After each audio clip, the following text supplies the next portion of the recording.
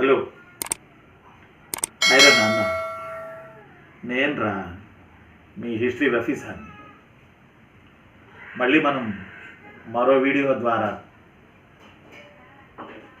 కలుసుకోవడానికి ప్రయత్నం చేస్తున్నందుకు నాకు చాలా సంతోషంగా ఉంది. ఎందుకు సంతోషం అంటే, మీరందరూ మన వీడియోలు ఉపయోగించుకొని ఉద్యోగస్తులు అవ్వడానికి సన్నద్ధత వ్యక్తం చేస్తున్నారు గనక నాకు సంతోషంగా ఉంది.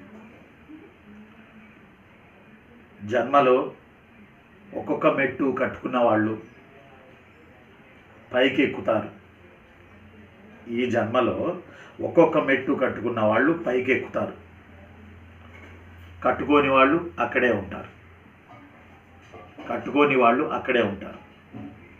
ఈ మెట్లేంటి? లక్ష్యాలు. ఒక్కొక్క లక్ష్యం ఒక్కొక్క లక్ష్యం ఒక్కొక్క లక్ష్యం. అసలు ఏ లక్ష్యం లేకపోతే అక్కడే పడి ఉంటాం కదా. అందువల్ల జన్మలో ఒక్కొక్క మెట్టు కట్టుకుంటూ ఎదగడానికి ప్రయత్నం చేయండి. ఎక్కడ వేసిన గొంగళి అక్కడే అన్నట్టు ఉండడానికి మాత్రం ప్రయత్నం చేయకండి. కారణం, మీరు తలుచుకుంటే అవుతుంది. యాజ్ ఎ రఫీ సార్గా, మీ అన్నయ్యగా, చిట్టి చెల్లెమ్మలు, చిట్టి తమ్ముళ్ళు, మీరు అనుకుంటే అవుతుందిరా, అనుకోపోతే అవ్వదు. అనుకుంటే అవుతుంది, అనుకోపోతే అవ్వదు. మరి ఈరోజు మనం కుతుబ్ షాహీల గురించి మాట్లాడుకుంటున్నాం.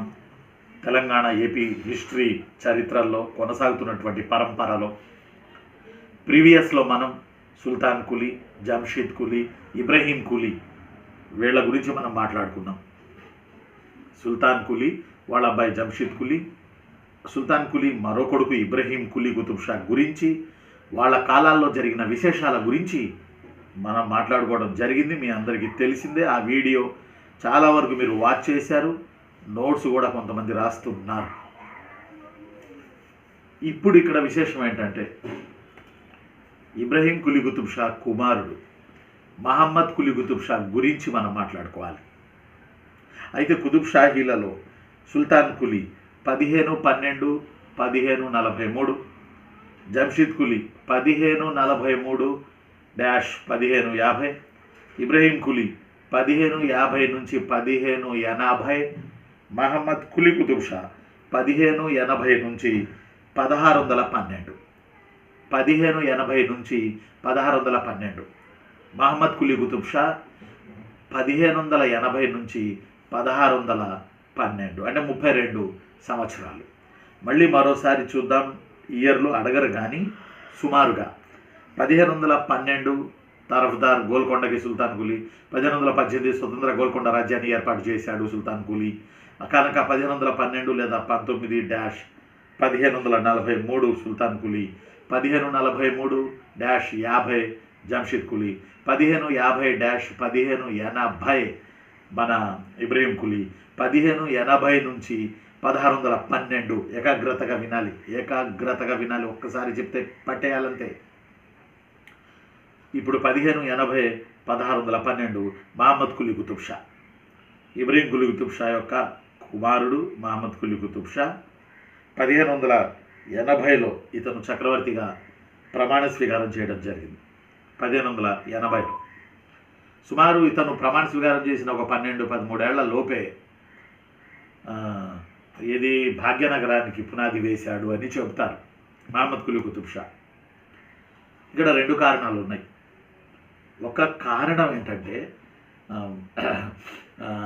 మూసీ నదికి అవతల, అంటే ఇప్పుడున్న ఎంజీబీఎస్ బస్ స్టేషన్, హైదరాబాద్లో ఎంజీబీఎస్ బస్ స్టేషన్కి వెనక మూసీ నది అవతల ఆ పక్క షాలిబండ అనే ఏరియా ఉంది. అక్కడ చిచ్లం మీన్స్ చంచల్గూడ. ఈ చిచ్లం అనే గ్రామంలో భాగమతి లేదా భాగమతి అనే ఒక నాట్యకారిణిని, ఒక ఒక రకంగా చెప్పాలంటే ఒక లంబాడి అమ్మాయి, ఒక నాట్యకారిణి, ఈమెను చూసి మహమ్మద్ కులీ కుతుబ్ షా ప్రేమించాడు. గుర్తుపెట్టుకోవాలి. ఎందుకంటే ఇబ్రహీం కులీ కుతుబ్ షా కూడా మన హిందువుల అమ్మాయినే చేసుకున్నాడు, భాగీరథిని. అలానే ఇప్పుడు మహమ్మద్ కులీ కుతుబ్ షా భాగమతిని చిచ్లం లేదా చంచల్గూడ అనే ప్రాంతంలో, అంటే అక్కడ ఆ ప్రాంతానికి చెందిన ఒక లంబాడీల అమ్మాయిని చూసి ప్రేమించి ఇరువురు ప్రేమించుకొని వాళ్ళు ఒక దారికి వచ్చారు. ఈ ఒక రోజట ఇబ్రహీం కులీ కుతుబ్ షా మూసీ నదికి వరదలు వస్తున్న తరుణంలో తన కుమారుడు మూసీ నదిని ఈదుకొని షాలిబండ వైపు వెళుతుంటే అది చూసి ఎవరని తన సేనానిని అడగగా, మీ కుమారుడే మహమ్మద్ కులీ, ఆమె కోసం వెళ్తున్నాడు, ఇతను వెళ్ళకపోతే ఆమె కూడా వస్తుంది, ఇంత గొప్ప ప్రేమ వీళ్ళిద్దరిది అని ఇబ్రహీం కులీకి సేనాని చెప్పాడని, ఫలితంగా నా ఒక్కగానొక్క కొడుకు మహమ్మద్ కులీ కుతుబ్ షా ఈ మూసీ నది వరదల్లో కొట్టుకుపోతే ఏమవ్వను, అందువల్ల మూసీ నది మీద పురాణపుల్ బ్రిడ్జిని కట్టి తన కుమారుడికి ప్రేమ రహదారిని ఏర్పాటు చేశాడు. ప్రేమ రహదారిని ఏర్పాటు చేశాడు తండ్రి ఇబ్రహీం కులీ. చరిత్రలో ఎక్కడా ఇలా జరగదు. అంటే వాళ్ళ ప్రేమకు గుర్తుగా ఇప్పటికీ కొద్ది గొప్ప మార్పులతో పురాణపుల్ బ్రిడ్జి ఇప్పటికీ హైదరాబాద్లో సిటీ కాలేజీకి అటు ఇటుగా కనపడుతుంది, మనం గమనించవచ్చు. ఇప్పటికీ ఉంది నిర్మాణం పురాణపుల్ బ్రిడ్జి అని. ఇలా వీళ్ళ ప్రేమ ఇలా అంకురార్పణ జరిగింది మహమ్మద్ కులీ కుతుబ్ షా మరియు భాగమతి. ఇక వీళ్ళ ప్రేమకు పెళ్లికి father Ibrahim Quli Qutub Shah green signal ఇచ్చాడు. ఫలితంగా భాగమతిని వివాహం చేసుకుని ఆమె పేరిట భాగ్యనగరం నిర్మించాడు అని మనకు చరిత్రలో ఉన్నది.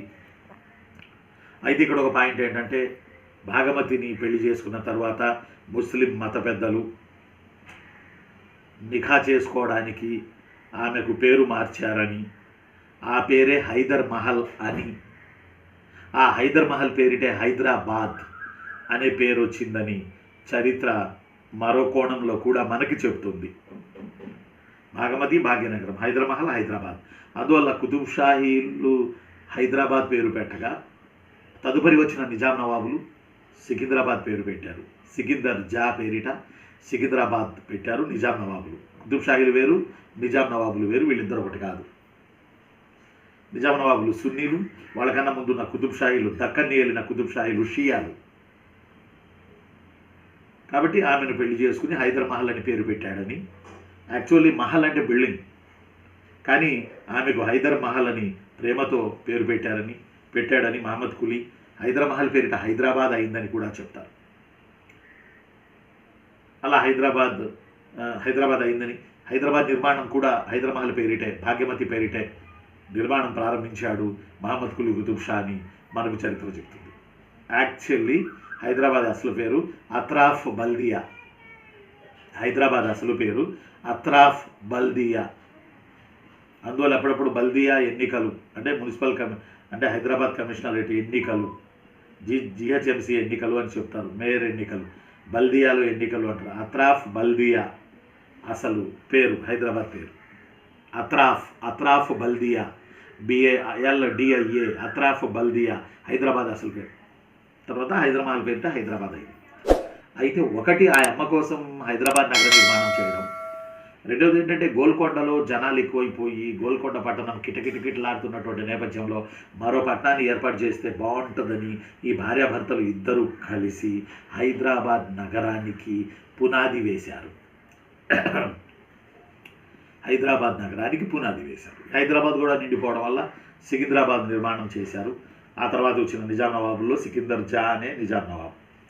అంటే జనసమూహం గోల్కొండలో ఎక్కువ అవడం వల్ల మరొక నగరం నిర్మించాలని మరొక నగరానికి కొబ్బరికాయ కొట్టి, భాగమతి చేత కొబ్బరికాయ కొట్టించి ఈ భార్యాభర్తల ఒక ప్రేమ నగరాన్ని వీళ్ళు నిర్మించారు. అదే హైదరాబాద్. ఒక మాట చెప్పాలంటే Hyderabad it's a lovable city. ప్రేమ నగరం, ప్రేమ సాగరం హైదరాబాద్. ఎందుకంటే నా దృష్టిలో, అంటే నేను ఎవరిని తక్కువ చేయను కానీ నా దృష్టిలో తన భార్య కోసం కట్టుకున్న తాజ్మహల్ షాజహాన్ కన్నా ఒక ప్రేమ నగరాన్ని, ఏకంగా తన భార్య పేరిట ఒక ప్రేమ నగరాన్ని కట్టిన మహమ్మద్ కులీ కుతుబ్ షా గొప్పోడని నేను నమ్ముతాను. ఎందుకంటే గొప్పోళ్ళు కట్టిన నగరం భాగ్యనగరం. దీని నిర్మాణం జరపడానికి ఇరాన్ నుంచి, ఎందుకంటే కుతుబ్ షాయిలు వచ్చింది ఇరాన్ నుంచి. Iran means Persia. ఇరాన్ ఇరాక్లో, ఇరాన్ అంటే పర్షియా నుంచి కుతుబ్ షాయిలు వలస వచ్చి బహుమనీల వద్ద ఉండి ఆ తర్వాత గోల్కొండకి తరఫదారులుగా నియమించబడి ఆ తర్వాత గోల్కొండలో స్వతంత్ర రాజ్యాన్ని ఏర్పాటు చేసుకుని కుతుబ్ షాహీ రాజ్యాన్ని ఒక మాటలో చెప్పాలంటే 175 ఇయర్స్ 175 సంవత్సరాలు కుతుబ్ షాహీ రాజ్యాన్ని ఏలారు కుతుబ్ షాహీ. దక్కన్ ఇన్క్లూడ్ కోస్తా తీరం and also Telangana include Rayalaseema, కొంత కర్ణాటక, కొంత మహారాష్ట్ర, ఈ బెల్ట్ నేలారు కుతుబ్ షాహీలు. ఒక మాట మనం చెప్పుకోవాలంటే ఈ నేపథ్యంలో కెమెరామెన్ గారు మనం గుర్తుపెట్టుకోవాల్సింది హైదరాబాద్ నగర నిర్మాణానికి డిజైన్ ఆర్కిటెక్ట్ని ఇరాన్ నుంచి తీసుకొచ్చారు. ఈ వ్యక్తి ఎవరు అని తెలంగాణ ఎగ్జామ్స్లో, ఆంధ్ర ఎగ్జామ్స్లో అడగడం జరిగింది. మీర్ మోమిన్ అస్త్రాబాది, హైదరాబాద్ నగర చీఫ్ ఆర్కిటెక్ట్ ఎవరు అని అంటే కెమెరామెన్ గారు మీర్ మోమిన్ అస్త్రాబాది.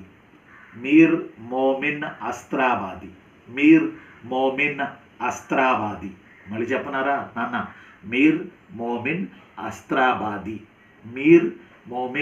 అస్త్రాబాది అనే ఇరాన్ నుంచి ఒక ఆర్కిటెక్ట్ను తెప్పించి హైదరాబాద్ నగర డిజైన్ చేశాడు మహమ్మద్ కులీ కుతుబ్ షా మరియు భాగమతి లేదా హైదర్ మహల్.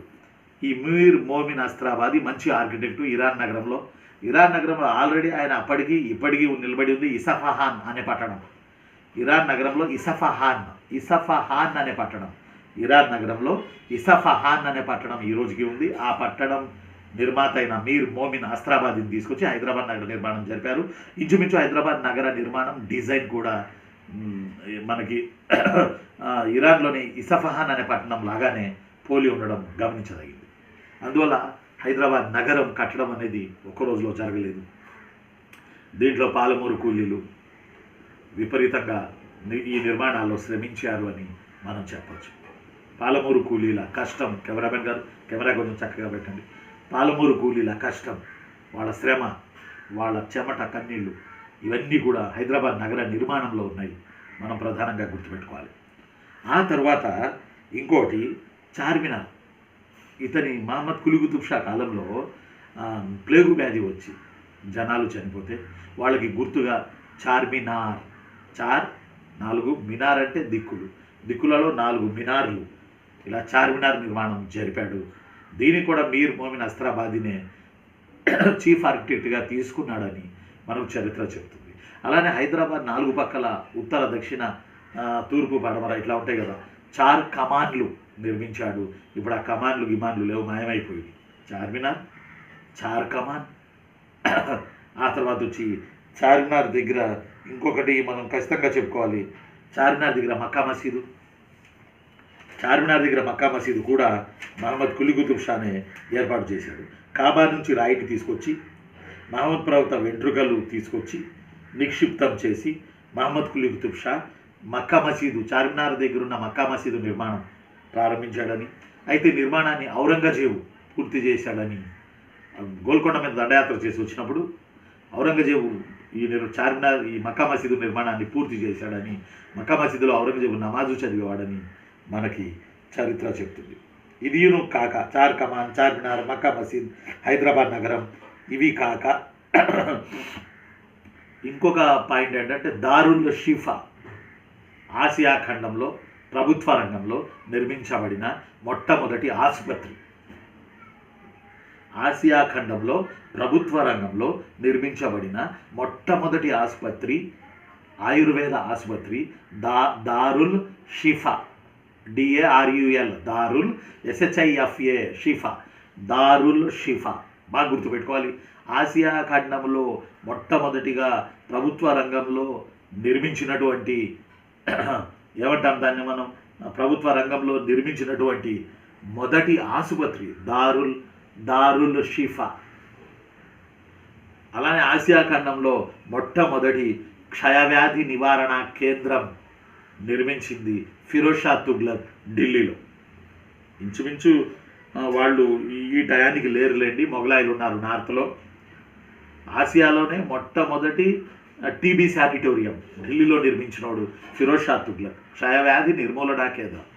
అలానే ఆసియాలోనే మొట్టమొదటిగా ప్రభుత్వ రంగంలో ప్రజాహితం కోసం ఒక హాస్పిటల్ని కట్టారు, దారుల్ షిఫా, ఇప్పటికీ ఉంది హైదరాబాద్లో. కట్టింది మహమ్మద్ కులీ కుతుబ్ షా. ఇక్కడికి డచ్ డాక్టర్లు, ఫ్రెంచ్ డాక్టర్లు వచ్చి వైద్యాలు చేసేవాళ్ళంట ఆ రోజుల్లో. అంత ఇంపార్టెంట్ దారుల్ షిఫా నిర్మాణం బై మహమ్మద్ కులీ కుతుబ్ షా. ఇదియును కాక మహమ్మద్ కులీ కుతుబ్ షా కాలంలో ఇవన్నీ ఒక రకంగా ఫ్యాక్ట్స్ లాగా అనిపిస్తాయి. కాన్సెప్ట్ తక్కువ, ఫ్యాక్ట్స్ ఎక్కువ. అలాగని బిట్లు అని అనుకోకండి.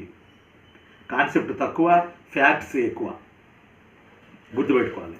ఇంకోటి కత్తిలాగా ఇంపార్టెంట్ ఏంటంటే మహమ్మద్ కులీ కుతుబ్ షా కాలంలోనే 1611లో sir Thomas Roe, Alexander Hippon, captain Hawkins అనే ఇంగ్లీష్ వాళ్ళు మచిలీపట్నంలో మచిలీపట్నంలో మొట్టమొదటిగా బ్రిటిష్ వాళ్ళు 1611లో దుకాణం తెరిచారు. మొట్టమొదటిగా 1611లో దుకాణం మీన్స్ వర్తక స్థావరాన్ని తెరిచారు మచిలీపట్నంలో మొట్టమొదటిగా బ్రిటిష్ వాళ్ళు. దానికి permission given by Mohammed Quli Qutub Shah. గుర్తుపెట్టుకోవాలి, వెరీ వెరీ ఇంపార్టెంట్. 1611. అంతకుముందు 1605లో మచిలీపట్నంలో డచ్ వాళ్ళు ఫ్యాక్టరీ పెట్టుకున్నారు, డచ్ వాళ్ళు వర్తక వ్యాపార స్థావరం పెట్టుకున్నారు 1605లో డచ్ వాళ్ళు.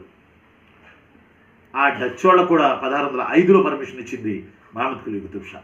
డచ్ వాళ్ళకి పోయిన తర్వాత 1611లో ఈసారి బ్రిటిష్ వాళ్ళకి పర్మిషన్ ఇచ్చింది మహమ్మద్ కులీ కుతుబ్ షా. గుర్తుపెట్టుకోవాలి, మహమ్మద్ కులీ కుతుబ్ షా భాగమతికి జన్మించినటువంటి అమ్మాయే హయత్ బక్షీ బేగం.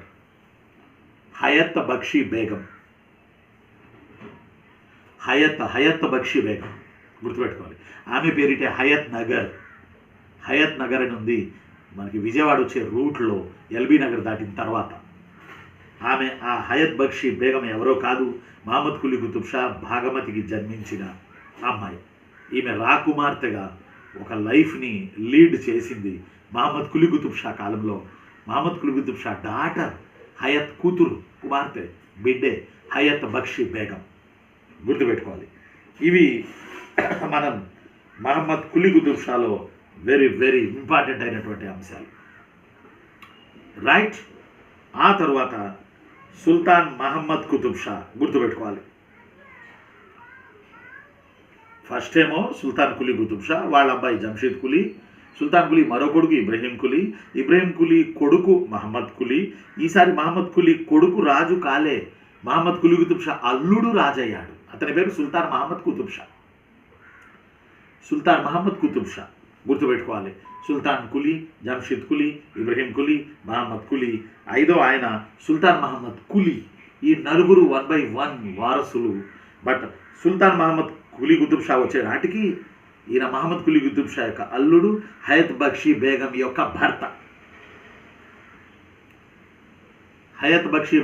భర్త. రైట్, బాగా గుర్తుపెట్టుకోవాలి. సుల్తాన్ కులీ వాళ్ళ అబ్బాయి జంషీద్ కులీ సోదరుడు ఇబ్రహీం కులీ కొడుకు మహమ్మద్ కులీ.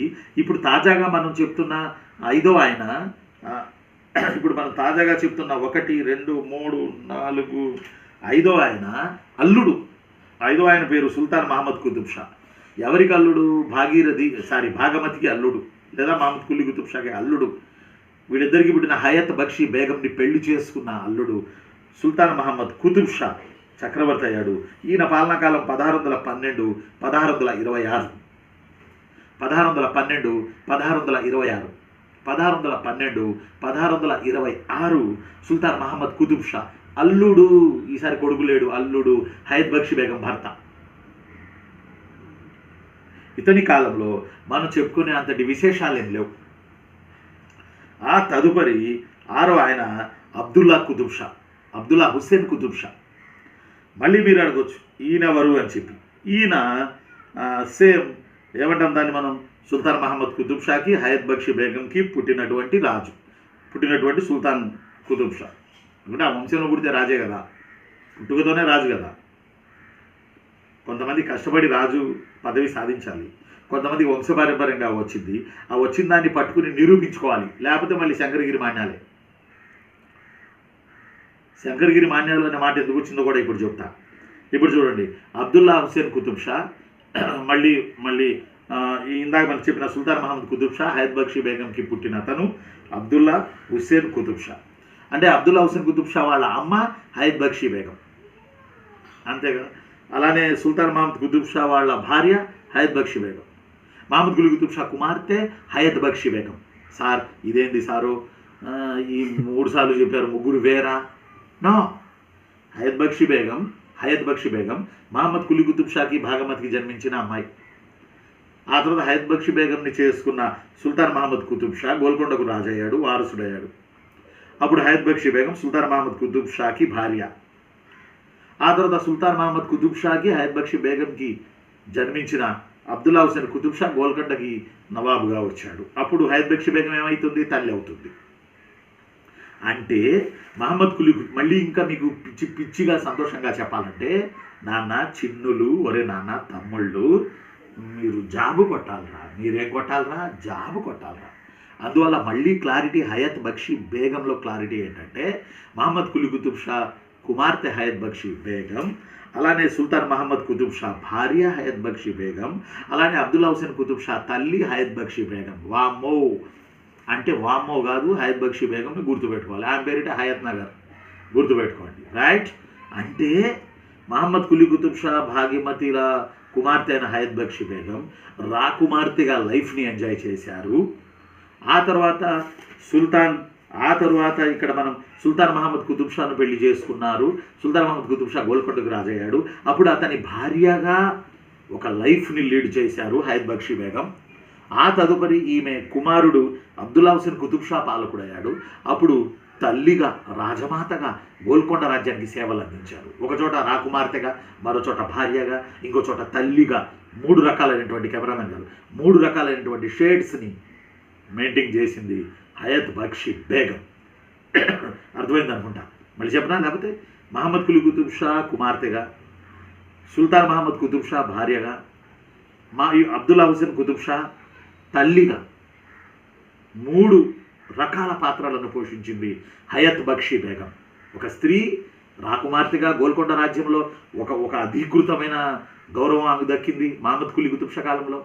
ఆ తర్వాత సుల్తాన్ మహమ్మద్ కుతుబ్ షా కాలంలో అతని భార్యగా, పట్టాభిషేకం చేసుకున్న భార్యగా, గోల్కొండకు రాణిగా ఆమెకు లైఫ్ దక్కింది. ఆ తర్వాత తన కొడుకుని ప్రమాణ స్వీకారం చేయించి తల్లిగా, రాజమాతగా ఆమెకు లైఫ్ దక్కింది.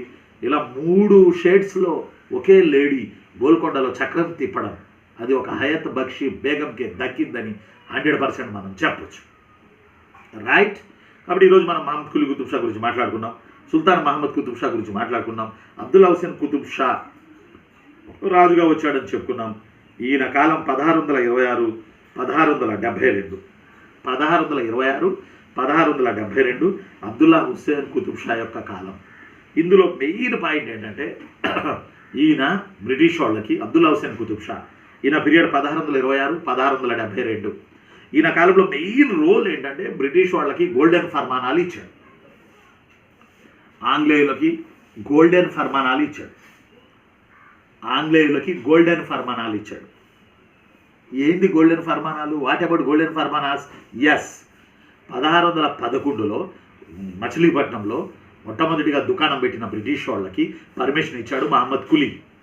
1612 నుంచి 11 నుంచి 1621 లేదా 22 వరకు బ్రిటిష్ వాళ్ళు మచిలీపట్నంలో వర్తక వ్యాపారాలు దుమ్ము లేపారు. ఆ తరువాత వాళ్ళు మచిలీపట్నాన్ని వదిలేసి వెళ్ళిపోయారు బ్రిటిష్ వాళ్ళు 1622 నాటికి. కారణం ఏంట్రా నాన్న అంటే ఏ కాలానికి? సుల్తాన్ మహమ్మద్ కుతుబ్ షా కాలానికి వెళ్ళిపోయారు. వాళ్ళ మామగారు మహమ్మద్ కులీ కుతుబ్ షా కాలానికి అప్పట్లో వచ్చారు 1611. మరి ఎందుకు వెళ్ళిపోయారు అంటే, మచిలీపట్నంలో ఆ రోజుల్లో పడవ ఎత్తితే 100, పడవ దించితే 100. ఏందది? డబ్బులు, లంచగొండితనం, విపరీతమైన లంచగొండితనం ఉండేదట మచిలీపట్నం ఓడరేవులో.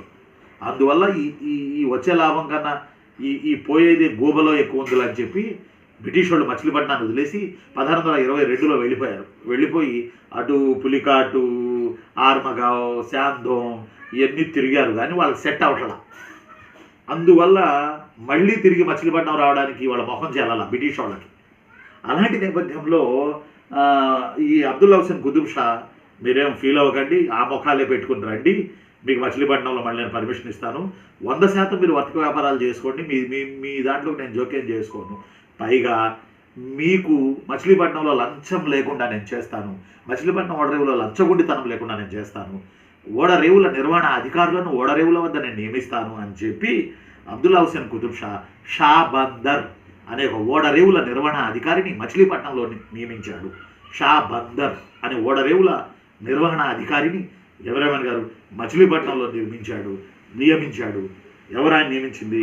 అబ్దుల్లా హుస్సేన్ కుతుబ్ షా. ఆ రోజు నుంచి మచిలీపట్నాన్ని బందర్ అని కూడా మనం అంటుంటాం. బందర్ అంటే మచిలీపట్నమే. షా బందర్ అనే ఉద్యోగి పేరిట వచ్చింది. అప్పుడు రెండోసారి 1632 అని కొన్ని పుస్తకాల్లో ఉంది, 1634 అని కొన్ని పుస్తకాల్లో ఉంది. బట్ ఏమైనా 1632-34 మధ్య గోల్డెన్ ఫర్మానాలు జారీ చేసి మచిలీపట్నాన్ని షా బందర్ అనే ఓడరేవుల నిర్వహణ అధికారిని ఏర్పాటు చేసి మచిలీపట్నంలో మళ్ళీ తిరిగి బ్రిటిష్ వాళ్ళకి అప్పచెప్పాడు. దీనినే గోల్డెన్ ఫర్మానాలు అంటారు. దిస్ ఫర్మానాస్ ఇష్యూడ్ బై అబ్దుల్లా హుస్సేన్ కుతుబ్ షా అని మాత్రం మీరు గుర్తుపెట్టుకోండి. ఆ తర్వాత ప్రీవియస్లో ఇంకో మాట చెప్పాను, అబ్దుల్లా హుస్సేన్ కుతుబ్ షా కాలంలోనే గోల్కొండపై దండయాత్ర చేసి అబ్దుల్లా హుస్సేన్ కుతుబ్ షాని భయపెట్టాడు షాజహాన్. ఆ తర్వాత ఈ అబ్దుల్లా హుస్సేన్ కుతుబ్ షా నుంచే గోల్కొండ కుతుబ్ షాహీ రాజ్యం మొఘలాయులకి సామంతమైందని, మొట్టమొదటిగా మొఘలాయుల కిందకి సాహో అని సామంతమైందని ప్రీవియస్ వీడియోస్లో కూడా మీకు నేను చెప్పాను. ఆ తర్వాత అబ్దుల్లా హుస్సేన్ కుతుబ్ షా గోల్కొండ కోటలో ఉండేవాడు, మీకు తెలిసిందే. అక్కడ నుంచి ఆపోజిట్లో లంగర్ హౌస్ దాటుకుని ఓఆర్ఆర్ వైపు వెళ్తున్నప్పుడు, హైదరాబాద్లో లంగర్ హౌస్ దాటుకుని ఓఆర్ఆర్ వైపు వెళ్తున్నప్పుడు మహాత్మా గాంధీ ఆశ్రమం అని వస్తుంది. ఆ రూట్లో మనం వెళ్తున్నప్పుడు, నార్సింగి రూట్లో మనం వెళ్తున్నప్పుడు మనకి తారామతి